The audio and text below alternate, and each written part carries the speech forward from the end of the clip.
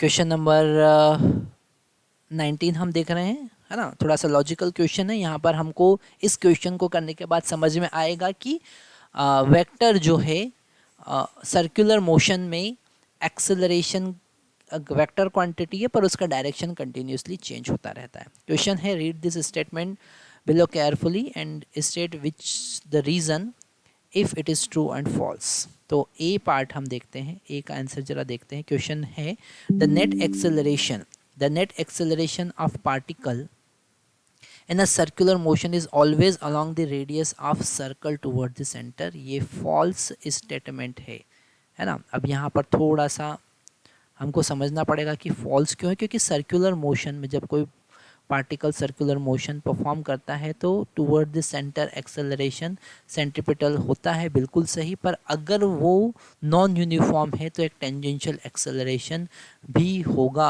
और इन दोनों का जो रिजल्टेंट है वो होगा नेट एक्सेलरेशन। तो यहाँ पर इस बात को हमको समझना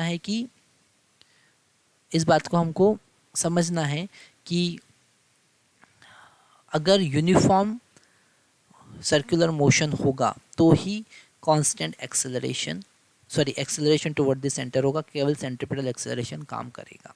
फॉर यूनिफॉर्म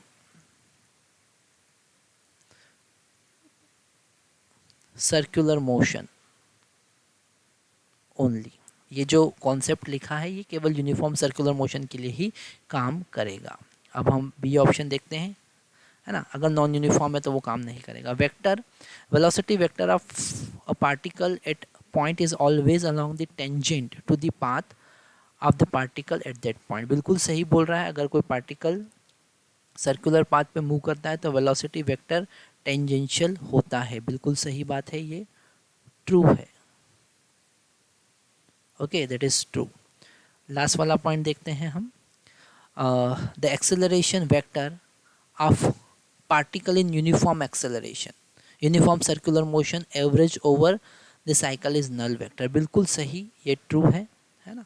ऐसा क्यों? क्योंकि जब यूनिफॉर्म सर्कुलर मोशन होगा तो यहाँ पर सेंट्रीपिटल एक्सेलरेशन होगा तो इसके अपोजिट डायरेक्शन भी सेंट्रीपिटल एक्सेलरेशन होगा, अपवर्ड होगा तो डाउनवर्ड भी होगा। हर पॉइंट पर के लिए एक अपोजिट वेक्टर हमको मिलेगा, और फाइनली उन सबका एडिशन अगर हम करेंगे एवरेज निकालने के लिए तो हमको नल वेक्टर मिलेगा। सबका एवरेज निकालने के लिए एडिशन करना पड़ेगा ना, तो अपोजिट कैंसिल हो जाएंगे, इसलिए हमको फाइनली 0 मिलेगा। Thank you very much.